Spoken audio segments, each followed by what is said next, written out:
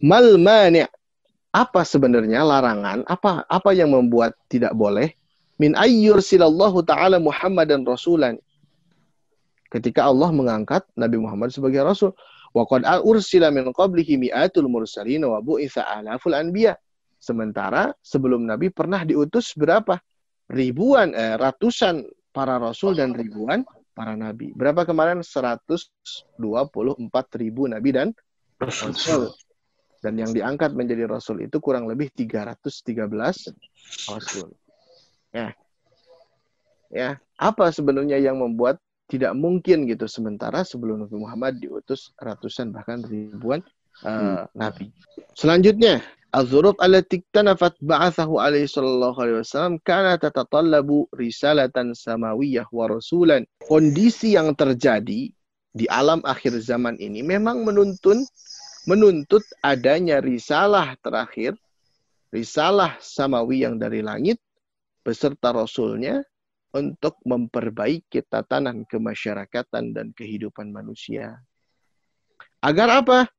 Agar mengantarkan kepada apa? Yujaddidu lil basyariyah, memperbaiki tatanan manusia, ahida ma'rifataha, menuju pengetahuannya bi khaliqiha, kepada penciptanya. Jadi perlu ada seorang rasul yang mengajarkan kaumnya menuju mengenal Tuhannya. Perlu. Jadi secara logika itu harus gitu. Karena manusia ya kalau nggak diingetin ya pasti belok gitu. Kalau nggak ada yang diingetin pasti belok. Kenapa? Di dalam surat Al-Asr kita harus senantiasa saling mewasiati. Ya karena manusia kayak gitu. Manusia itu lentur ya. Kalau nggak diposisikan kepada rel yang tepat, dia pindah rel gitu. Maka secara logika perlu ada yang mengarahkan menuju rel yang Allah kehendaki. Kemudian nomor 3, intisyarul Islam bisur'ah fi anha'il alam. Tersebarnya Islam secara cepat di seluruh alam semesta.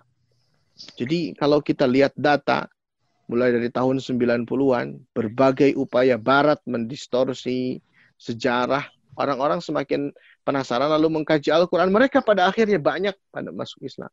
Saya sering katakan ada beberapa channel di YouTube, rata-rata mereka syok, mereka kaget ketika membaca langsung Al-Quran. Sementara yang mereka tahu dalam media itu, Islam itu hanyalah teroris, Islam itu kekerasan, Islam itu pengekangan kepada kaum perempuan, Islam itu melarang makanan-makanan yang dianggap enak, dan seterusnya. Tapi setelah mereka mengkaji Al-Quran, justru mereka makin yakin bahwasanya yang benar itu adalah agama ini.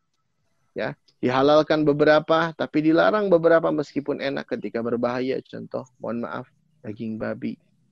Khamr yang katanya enak memabukkan, tapi mohon maaf, dia merusak akal dan merusak berbagai organ tubuh, maka diharamkan.